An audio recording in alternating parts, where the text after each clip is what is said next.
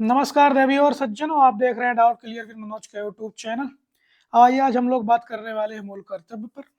देखेंगे किस तरीके से मूल कर्तव्य हमारे जीवन में, हमारे परीक्षा ओरिएंटेड हिसाब से यूपीएससी में, यूपीपीसीएस में, ऐसे तमाम एग्जामों में जो क्वेश्चन आते हैं वो कैसे फॉर्मेटिंग किए जाते हैं।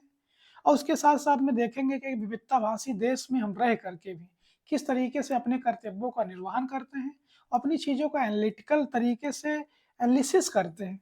और जानेंगे और उस पर उन पहलुओं पर चर्चा करने से पहले ये चीज़ हम लोग समझ लेते हैं कि मूल कर्तव्य जो है वो किस तरीके से मूल अधिकार से अलग है, यानी भिन्नात्मक तरीके से किस तरीके से इन चीज़ों को देखा जाता है।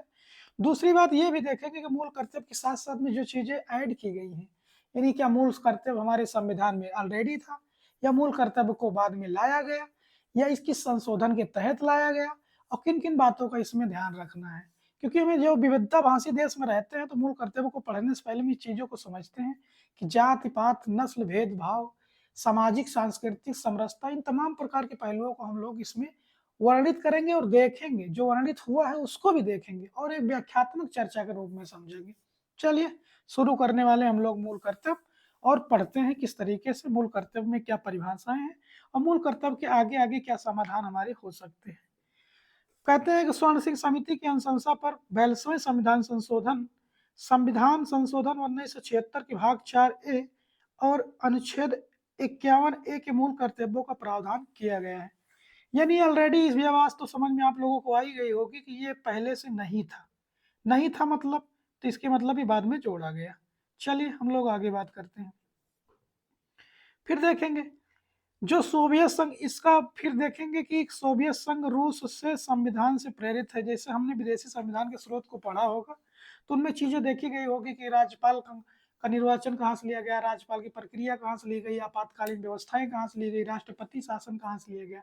उसी तरीके से ये हमारे संविधान के किस स्रोत से, विदेशी स्रोतों से लिया गया, उस चीज को यहाँ पर दर्शाया गया है।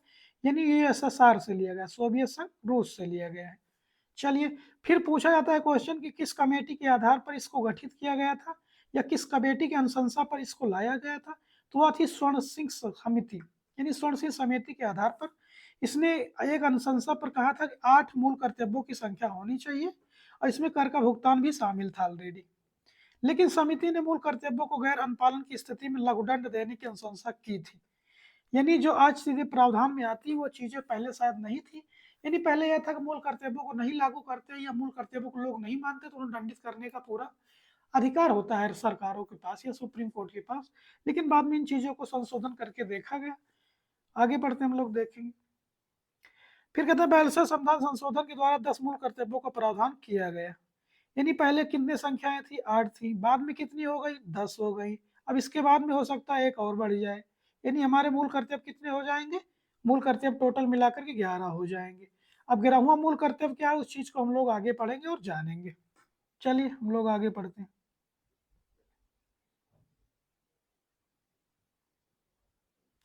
मूल कर्तव्यों को प्रावधान किया गया जबकि 66वें संविधान संशोधन के द्वारा एक नए मूल कर्तव्यों को शामिल किया गया था। ये देखिए, यानी एक मूल कर्तव्य को शामिल किया गया तो टोटल संख्या कितनी हो गई, 11 हो गई।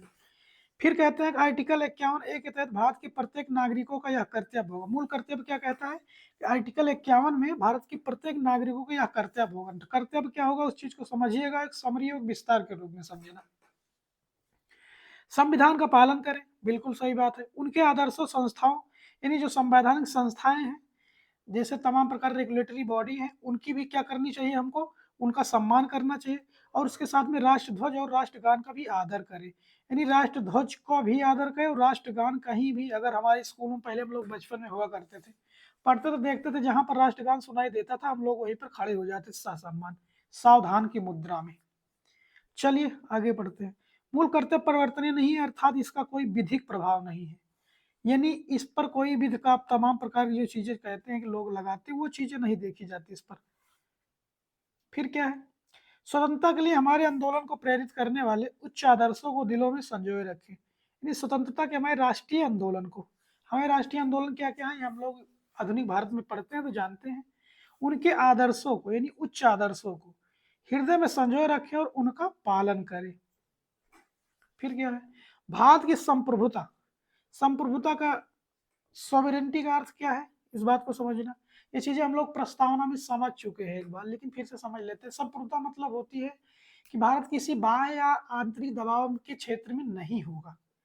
फिर एकता, एकता को बनाए रखना, यानी जात पात भेदभाव नस्ल तमाम प्रकार की चीजें जो हमारे यहाँ उपस्थित विविधतापूर्ण देश में हम लोग रहते हैं, वहां पर एकता बनाए रखने की जरूरत है हमको। दूसरी बात में है कि राज्यों के साथ भी केंद्र का क्या होना चाहिए, समाधान एक तरीके से एक दूसरे को लेकर के संतुलन की अवस्था में होना चाहिए, अखंडता और रक्षा करे तथा उसको अक्षुण्ण रखे।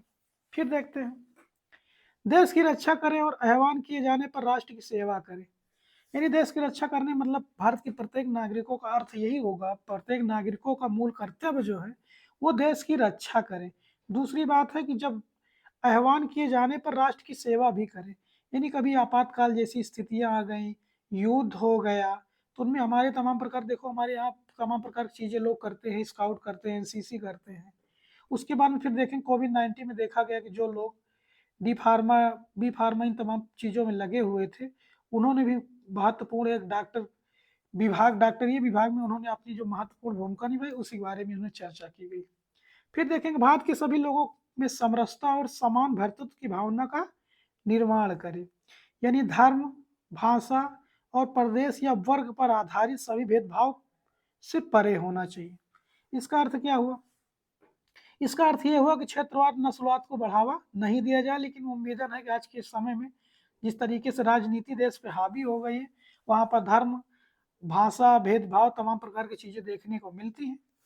फिर कहता है कि ऐसी प्रथाओं का त्याग करें जो स्त्रियों के सम्मान के विरुद्ध हो, यानी ऐसी कोई प्रथाएं जो हमारे समाज को, समाज की स्त्रियों को तमाम प्रकार की चीजों से क्या करती हैं, एक प्रकार से असम्मानित करती हैं। जैसे कह दे बाल विवाह कह दिया जाए, फिर कह दिया जाए सती प्रथा कह दिया जाए, पर्दा प्रथा कह दिया जाए, इन तमाम प्रकार की चीजें जो हैं, इन चीजों से हम लोगों को क्या होना चाहिए, परे होना चाहिए। आगे देखते हैं हम लोग।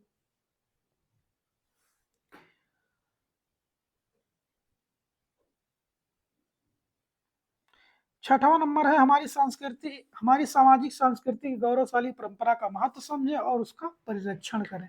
यानी जो हमारी सांस्कृतिक धरोहर चीजें हैं, जैसे ताजमहल हुआ, लाल किला हुआ, तमाम प्रकार की चीजें जो है उसका महत्व सामाजिक सांस्कृतिक गौरवशाली परंपरा को समझे और उस बात को जाने। फिर क्या है, प्राकृतिक पर्यावरण की जिनके अंतर्गत वन, झील, नदी और वन्य जीव आते हैं, उनकी रक्षा करें और उनका संवर्धन करें तथा प्राणी मात्र के प्रति दया भाव रखें। यानी जो आर्टिकल 48 की बात की गई, याद करिए आप लोगों को, आर्टिकल 48A में भी मिलेगा। क्या मिलेगा, इन्हीं चीजों का क्या किया गया, जिक्र किया गया है। उस चीज को भी हम लोगों को ध्यान में रख करके क्या करना चाहिए, पर्यावरण को सुरक्षित रखना चाहिए और आगे की तरफ इन चीजों को अग्रसर करना चाहिए। चले 8 नंबर देखेंगे, वैज्ञानिक दृष्टिकोण, मानववाद और ज्ञान अर्जन तथा सुधार की भावना का क्या करें, विकास करें। यानी तकनीकी मामलों में हमारे क्या हो, तर्कशील चीजों में, कौशल शिक्षा में, टेक्नोलॉजी में, तमाम प्रकार की चीजों में क्या होनी चाहिए, बढ़ावा देना चाहिए। फिर क्या है, व्यक्तिगत और सामूहिक गतिविधियों के सभी क्षेत्रों में उत्कर्ष की ओर बढ़ाने का सतत प्रयास करें, जिससे राष्ट्र निरंतर बढ़ते हुए प्रगति और उपलब्धि की ऊंचाइयों को, नई ऊंचाइयों को छू ले। फिर 11 नंबर क्या है, 11 नंबर था कि यदि माता पिता या संरक्षक हो हैं तो 6 से 14 वर्ष की आयु के बच्चों को, बालक को प्रतिपाल की शिक्षा के लिए अवसर प्रदान करें। 6वां संविधान संशोधन 2002 के द्वारा जो जोड़ा गया था, ये महत्वपूर्ण है, यही ज्यादा पूछा जाता है इस क्वेश्चन में। चलिए हमारी ये क्लासेस समाप्त होती है। जिन्होंने लाइक शेयर सब्सक्राइब नहीं किया, कृपया लाइक शेयर सब्सक्राइब करें और आगे ऐसे ही वीडियो आते रहेंगे। कृपया करके आप लोग उन बच्चों तक जरूर पहुंचाएं जिन तक ये पहुंच नहीं हो पा रही इस वीडियो की, ताकि वो लोग भी देख सकें और अपनी समझ को बेहतर बना सकें। चलते हैं, जय हिंद दोस्तों, मिलेंगे अगले एपिसोड में फिर।